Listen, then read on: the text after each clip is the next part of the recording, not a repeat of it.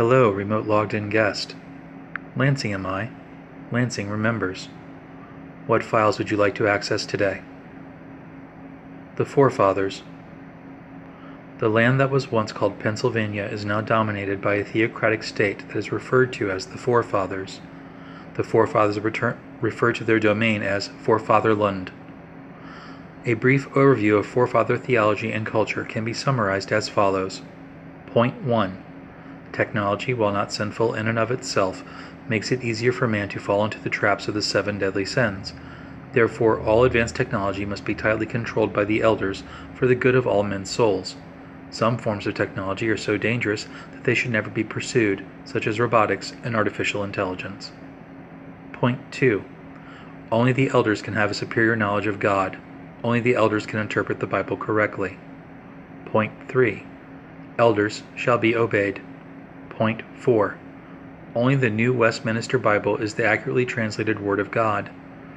The moral guide of the forefathers shall be your advisor for all daily living. Point 5. Ghouls shall be slain out of mercy for their souls. Point 6.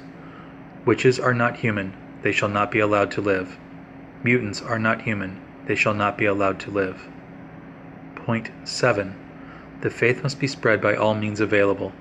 Point 8. There is no benefit to the separation of church and state. The state is an extension of God's will to create a perfect and harmonious Christian society. Point 9. There is only one human race, and only naturally born humans belong to it. Point 10.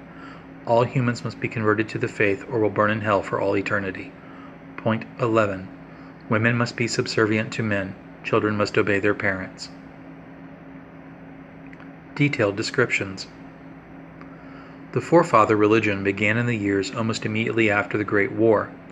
Faced with the destruction of the war, the fundamentalist Christian leaders of the Pennsylvanian cities and countryside were forced to confront a question of theology, namely, how could God allow such evil as the war? Lansing wonders if they did not read the account of Noah and the flood, and why they did not draw the obvious conclusion that God had once again spared humanity from total annihilation. But Lansing's opinions on theology are seldom listened to by theologians, as Lansing is a machine. The men that would create the forefather movement felt betrayed by their government, by their fellow Christians, and Lansing believes they secretly felt betrayed by God himself. But they could not bring themselves to admit this last rage. Their former life of ease, born of atomic power, had been destroyed by the same method, and from the same human sins that they had thought themselves immune from. In the charred remains of the war, only those with skills conducive to primitive living would survive, and many did not have these. Pre-war Pennsylvania was heavily populated by Christian movements that were ambivalent or skeptical of technology. For instance, the Amish. As the urbanite populations began raiding the countryside, committing murder and other depravity to survive, the forefathers noticed that these primitive Amish Christian communities were thriving. All of the insular religious settlements were in need of was an armed force that could protect them so they could continue to farm and produce. Pre-war culture was also concerned with this impending disaster, namely, the impending war between China and the United States. Militia groups and the suburbanites had both begun to stockpile arms, food, and supplies. Training in small unit tactics was common amongst the rising militia movement, which was also skeptical of government benevolence and competence. Thus, many militant and heavily armed Christian fundamentalists were able to give these communities their protection in return for food and resources, and in this crucible the forefathers found an audience willing to believe that advanced technology was the product of humanity's flawed nature and must be tightly controlled. In this respect, the theology that would become the basis of the forefather religion is not dissimilar from the philosophy of the Brotherhood of Steel. The need to coordinate men in battle to the maximum effect and to keep farming and domestic projects on task facilitated the creation of a rigid hierarchy amongst these communities. With the militia groups already having a paramilitary structure, and many of the insular religious groups giving learned elders a default position of leadership, a tendency towards totalitarian control arose. The elders of the forefounders began with the titles of deacon commandants and presbyter generals. Religious control of personal and communal life was wedded to military force and policing. The justification for all decisions was the common good in matters of the physical world and the saving of men's souls. The older one was, and the more favored one courted of the religious authorities by adherence to their dogma, the higher one could rise in this structure. As the post-war environment's radiation created mutations amongst humans that could not be cared for, it became expedient to expose such infected infants. A religious excuse was needed, and the religious excuse that they were predisposed to a sinful nature, and so had bloomed into a mutation, was fostered so that citizens could not feel any remorse about exposing an infant to the wasteland to die. Parents of such children were originally held to be blame and sinners themselves and were ostracized, but as manpower shortages began to accrue, the forefathers reached a compromise. The measure was to bind such couples to one another forever, that they may not spread their faulty genes to any other lovers, and then to sterilize them so they could not pass on defective genes. This standard practice was widely adopted. Those preachers that resisted these measures were chased out of the forefatherland and into the wastes. One of these resistors was Abraham Maslow, the founder of the Novopax Church, who fled to Lansing. Because of these doctrines of exposure and sterilization, many other Christian sects refer to the forefathers as Molochites. The name comes from a biblical injunction for the Israelites not to, quote, commit their children to the fires of Moloch, end quote, a Canaanite god who accepted human sacrifice, particularly infants. This intolerance for mutation is especially vehement against ghouls. Any person showing any sign of ghoulism is slain out of, quote, mercy, end quote, for their soul. Any human showing signs of psychic ability or other strange mutation is accused of being a witch and will be hung, usually after a quick but farcical trial. The forefathers realized that some of the passages of the Bible could be used against them, so they seized control of the seminaries to be sure that all ordained priests would have the forefathers' indoctrination. Bit by bit, they also revised the scriptures from past translation errors until the official Bible of the forefathers, the New Westminster Edition, was the only Bible accepted in all of Forefatherland. One example of these revisions can be seen in the forefathers' translation of the seventh of the commandments. In biblical Hebrew, the commandment reads, "Thou shalt not murder." But in the Westminster Bible, the verse reads, "Thou shalt not murder a believer. Thou shalt use thy sword only upon the unclean." This change allows the forefathers to make any member of their number a target of state violence simply by labeling the citizen as a non-believer or a person who is unclean. With this commandment, they justified their stance against all mutations and those that might be carrying faulty gene stock. To insulate their flock from outside intrusion, they also instituted an official language of Forefatherland, that of Pennsylvania Deutsch. To further their religious control of society, they penned an instructional manual they referred to as the Guide for Holiness. The guide is given a lip service platitude by the forefathers that is not to be considered equal with the Scriptures, having been penned by men, and the Scriptures having been penned by God. But in effect, the guide is as authoritative as the Bible in the forefather life. The forefather movement claims to emulate the original culture of the first century church.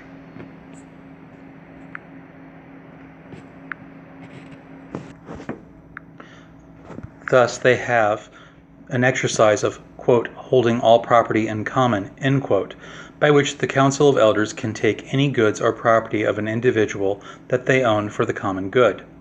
In practice, this is normally only carried out by a tithe of 10% of every citizen's income or property every year. But in times of emergency, the forefathers will simply take what they feel is needed without reimbursement. They also use this tenet as an excuse to seize the property and wealth of any rebellious member of their society, and this tool is used by the elders to quell troublesome displays and opinions, as well as discredit or dissuade any political opponents.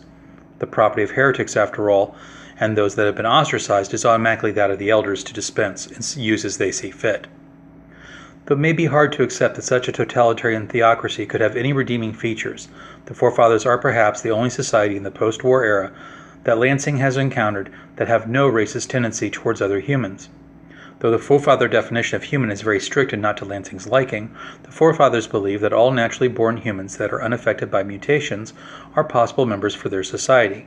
This means that unlike societies of the past, there is not even an unacknowledged acceptance of racism based off of phenotype. There are Asian, African, European, Arab, Native American, Hispanic, and Latin American descended members of the forefather movement. The forefathers actually encourage marriage across these racial lines to help minimize any possible racism amongst their society. Bigots and racists are shamed and even publicly beaten for committing a sin of false judgment against their fellow forefather citizens. It is not uncommon to see such a person spend more than a few days in the stocks and be assaulted by passerbys. The forefathers are also a sort of primitive democracy, and that they elect elders by a vote amongst the goodmen of their towns. Although the admission to the elder class is often one of heredity and wealthy privilege, the goodmen, who are the landed men of wealth or business owners, can select which elder they will have over them. These goodmen in turn listen to the complaint and concerns of their unlanded workmen. Thus the elders do not have a total stranglehold upon their culture, and Lansing has concluded this is actually what has kept them and their society from a total cultural and economic stagnation. Laws and motions are debated in townhouses by these same goodmen before being advanced to the Council of Elders for official ruling. Shame is another tool that the forefathers used to keep control of their flock. The Church lacks a right of private confession, such as the Novopax Church inherited from Catholicism. Instead, the guilty are required to declare grievous sins before the villages that they live in and accept public penance. This usually takes the form of some time in the stocks or a public whipping, or in extreme cases, the wearing of certain clothes for a period of time to mark the offender to the rest of society as a sinner and to shame them further. It is notable that some sins, such as adultery, can leave permanent punishments upon a forefather believer. Premarital sex, for instance, results in a brand being seared onto a woman's forehead or upon a man's hand. Such offenders often find it much harder to hold public office or attract good spouses. Information is also tightly controlled in forefatherland. There are no independent publishing houses or a free press, as is seen in Lansing. The justification for this is that the flock must be guarded against heresy and fear-mongering. Music is also tightly regulated, with an official listing of not only religious hymns that can be sung in church, but those pieces of music that can be performed for secular pleasure being controlled as well. The justification of this is the guarding of the public against intemperate displays of frivolity or lewd lyrics. Physical affection is highly shunned. Most forefather citizens will hold their spouse's hand in public and embrace family members only. Kissing is only done upon the cheek of one's spouse in public or upon their hand. Pre-adolescent children are the only exception to this convention and receive great amounts of affection not only from their parents but from their peers.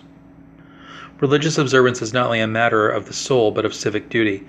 Failure to attend services or act in an appropriate manner can lead to corrective counseling from the elders, and if the correction is not accepted, the goodman or worker may find themselves subject to punishment.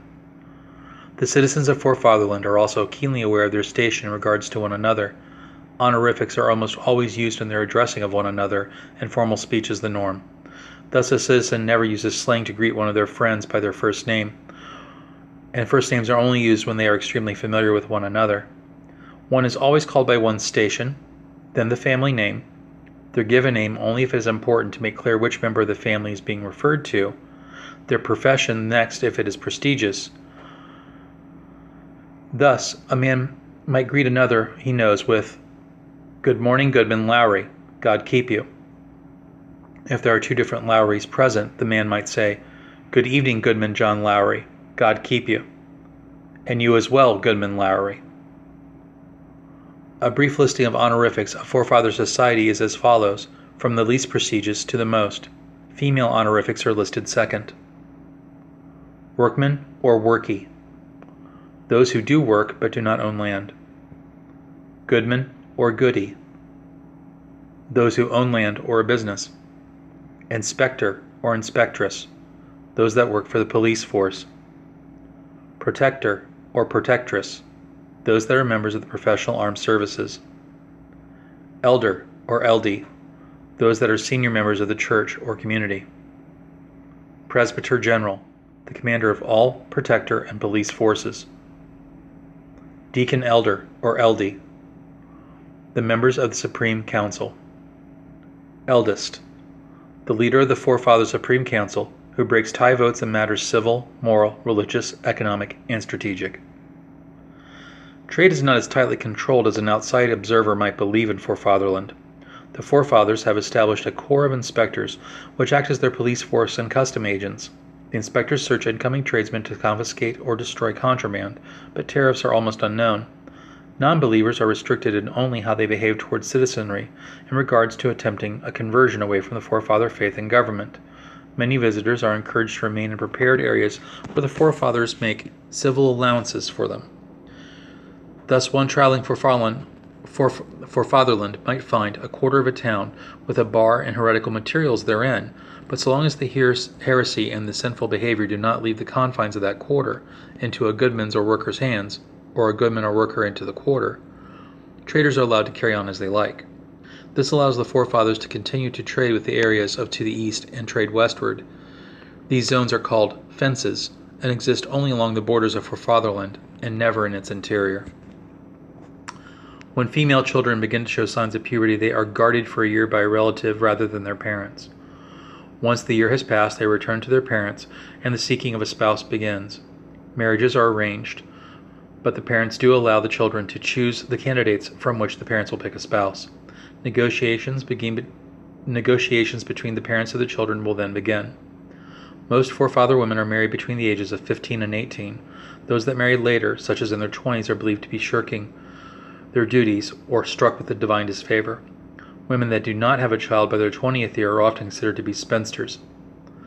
Forefather male children are raised under the care of their family until they turn 15 years of age. From their 15th birthday till their 20th birthday, they are taken to a religious and military indoctrination camp. The protectors rigorously drill the boys, train them in marksmanship and other military skills, and do not allow them any contact with women. This means that most forefather males do not marry until they are at least 21 years of age, and nor do they start their own business ventures until that time. Nor do they have any sexual contact with members of the opposite sex until this time. Though the forefathers will not publicly admit it, this long delay in sexual relationships has negative effects upon the human mind, including a high rate of homosexual activity to relieve the biological urges to breed. Sexual urges that were not properly explored result in a high rate of many new husbands being very cross and often abusive with their wives.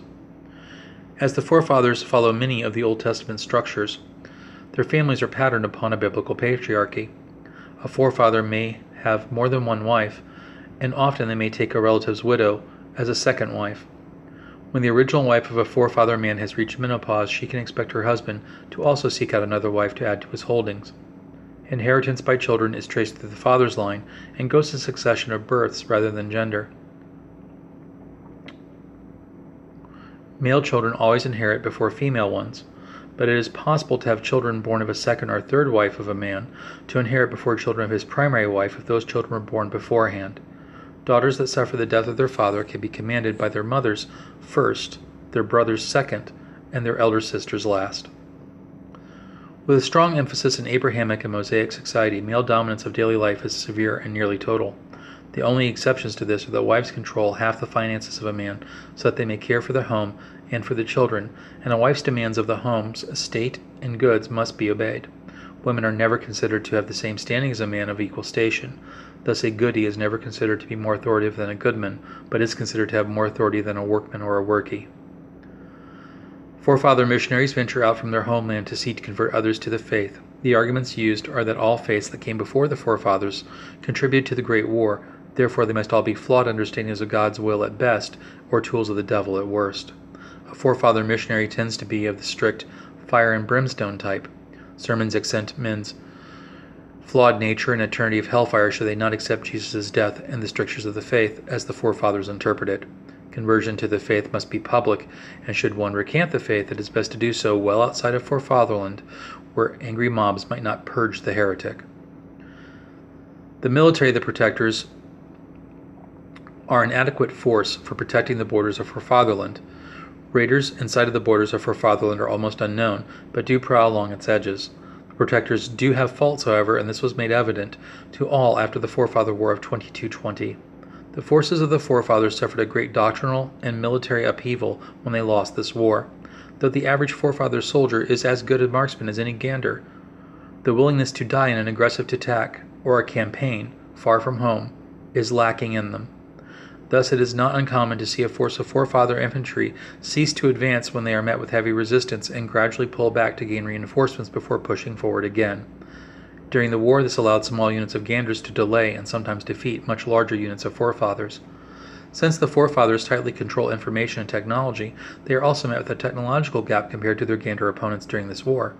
A single gander in power armor or piloting a junk bot could engage whole units of forefathers on an equal footing. Gander snipers armed with laser rifles far outperformed their forefather counterparts who were restricted to using conventional rounds. And if rumors of the special Gander unit made up entirely of mutants are true, the horror of facing the armed menace of hell itself greatly diminished any forefather morale. The technological gap has been hotly debated amongst the elders, as each year the Presbyter General files a motion for the inclusion of advanced weaponry and power armor to be included in the forces of the Protectors. The reasons given to the General every year are the protection of the faith, but Lansing believes it is in fact an attempt by the elders to be sure that the Presbyter General cannot mount a coup d'etat. During the war, the forefathers were particularly draconian in their treatment of the Kicks, who were viewed as being not only an enemy but heretics that were corrupting the gospel. The Kicks suffered many war crimes at the hands of the forefathers, and a hatred between the two tribes continues to this day. Young Kick men will often sneak their way into forefather villages to steal and sabotage, and vice versa on the part of the forefather protectors, who feel that their honor has been compromised by these raids. Some protectors will still wear proudly scalp belts that their grandfathers gathered during the war, of Kick scalps in a line. It is difficult for Lansing to predict what will become of forefather society. Lansing concludes that the rules against technology's widespread use must certainly inevitably lead to forefathers suffering a gradual loss of land and material from raiders who are not so constrained, and against military powers that might find the former Pennsylvania attempting annexation. Yet with a high birth rate, viable government system, religious indoctrination that leads to easy unit cohesion, it is likely the forefathers will continue to be a thorn in the flesh to all their adjacent neighbors for generations to come.